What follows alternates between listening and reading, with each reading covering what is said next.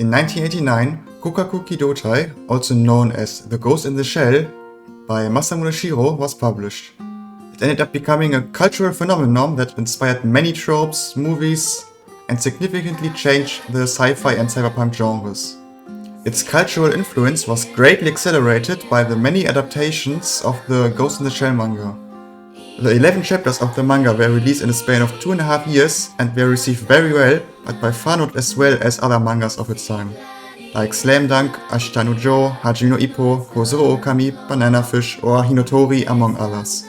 What fascinated people about Ghost in the Shell was its world, concepts and ideas, and far less its story. And because of this, not a single adaptation was a direct adaptation. In case you haven't watched a single of the adaptations or read the manga, I'll give you a quick rundown of what Ghost in the Shell is about. It is set in 2029, which at its release was 30 years in the future, and after 4 world wars.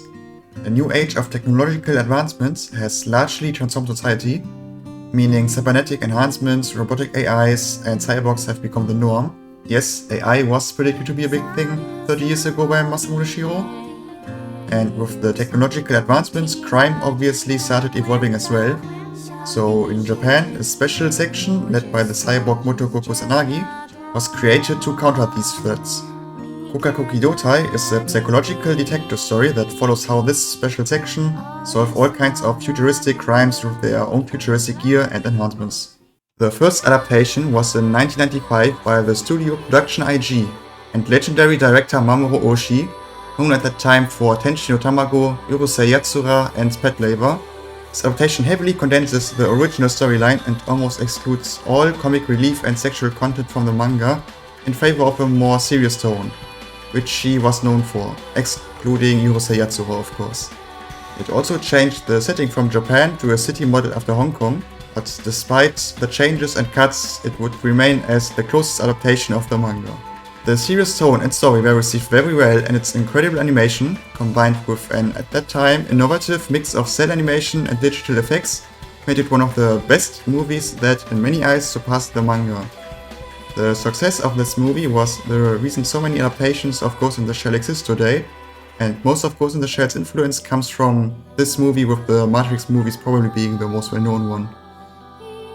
Mamoru Oshii would later on, in 2004, make a sequel to this movie called Innocence.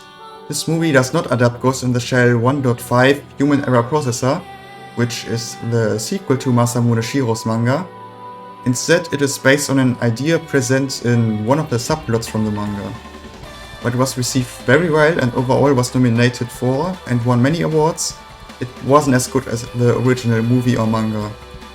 In 2008, Mamoru Oshii would direct another Ghost in the Shell movie, Ghost in the Shell 2.0, which is a remaster of the 1995 movie, using new computer graphics and digital effects, as well as the new 6.1 surround sound recording. This movie was mainly made to commemorate the release of Mamoru Oshii's new movie, The Skycrawlers, which means it doesn't have new scenes from the manga that were previously cut. It's just a one-to-one remaster. In 2002, Ghost in the Shell Standalone Complex was released. It was the first new project in the franchise after the 1995 movie, and showed the potential of the franchise with its popularity and reception. Standalone Complex is a 26-episode long TV series animated by Production IG, like the movies.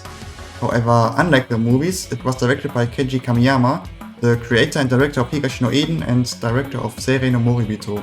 Kamiyama was part of Team Oshii as a background artist, but he, as well as most of the team, didn't work on the Ghost in the Shell movies. Standalone Complex is a completely new story, co-created by its director Kenji Kamiyama and the original creator Masamune Shirow. The setting is the same as the manga, meaning it is now set in Japan and not in a fictional Hong Kong. Standalone Complex is considered to be even better than the movie, potentially because its creator worked on it and because you can tell more in-depth stories in a television series compared to a movie. Especially its iconic music is worth pointing out. The soundtrack was composed by Yoko Kanno, who previously received high acclaim from the Cowboy Bebop soundtrack.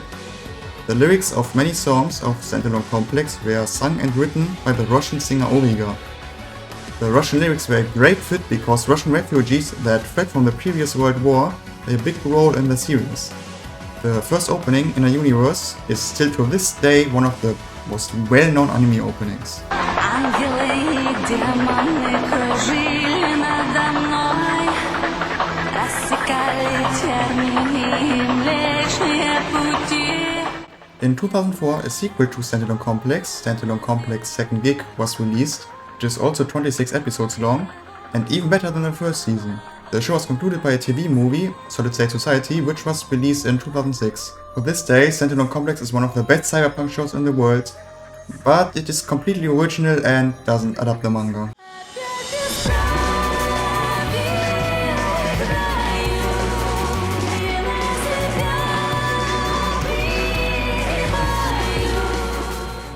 The Nintendo 3DS CGI you are seeing right now aired 14 years after Solid State Society released because Netflix wanted to create its own adaptation. Ghost in the Shell SAC 2045 is a sequel to Standalone Complex, but this time animated by Production IG and Solar Digital Arts, a CGI studio.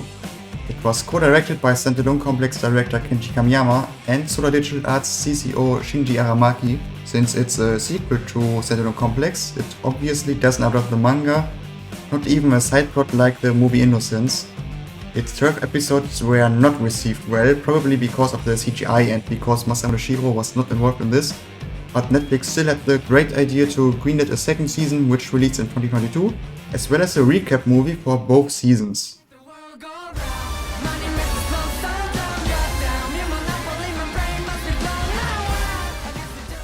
Before Netflix made its sequel, a prequel to the manga was made. Ghost in the Shell Arise is a movie series consisting of 4 one-hour-long movies that aired between 2012 and 2014. It was also animated by Production IG, but with a completely new team and without involvement of the original creator. The reception to the movies was overall very mixed, so just 1 year later, in 2015, a 10 episodes long re-edit and rearrangement of Arise called Alternative Architecture released. The new version, which also had entirely new episodes and even a movie, was neither better, more popular, nor closer to the manga than the Arise movie series, meaning it couldn't be salvaged.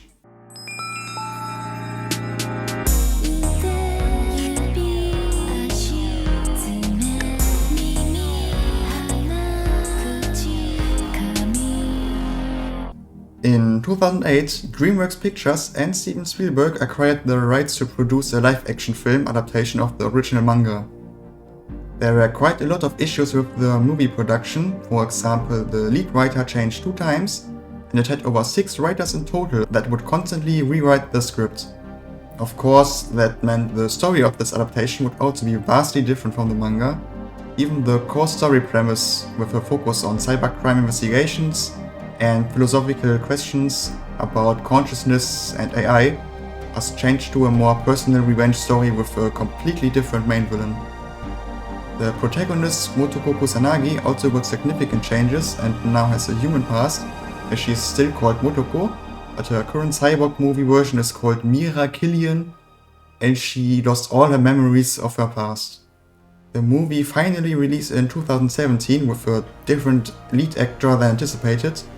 While Margot Robbie was originally supposed to play the protagonist, she ultimately went to play the protagonist of Suicide Squad and was replaced by Scarlett Johansson. Despite Scarlett Johansson's and Ghost in the Shell's popularity, all the problems accumulated to an overall minor flop financially and mixed reviews. She was supposed to have a clean brain. I order you to terminate. As you can see, most projects in the Ghost in the Shell franchise are either related to the 1995 movie or Standalone Complex. Not once did someone faithfully adapt the manga. That is also not the case with the upcoming adaptation.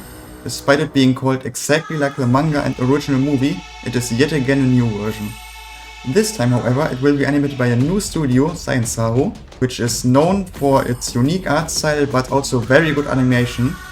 The character designs look much closer to the mangas, and the show overall seems like it could finally be a good adaptation after all the bad ones, even though it doesn't adapt the manga. That is because the story will be written by Toru Enjo, a sci-fi author that won multiple awards, including the most prestigious one for literature, the Akutagawa Prize. With such a good writer, the amazing Ghost in the Shell universe and the great studio, I personally think this could become one of the best anime of this year. But of course, since the story is mostly original and even with an amazing author working on it, the story could still turn out to be mediocre or even bad. So I highly recommend waiting for the reception of the first few episodes. It is still surprising to me that not a single studio faithfully adapted the manga, though it might not be a masterpiece, but it is still very good and definitely better than Arise or the Hollywood movie. You could have also worked with Masamune Shirow to expand on the story a bit, so I don't know complex proof that this could work. But for now, Ghost in the Shell is still one of the most influential manga and will likely be adapted another time, even though not faithfully.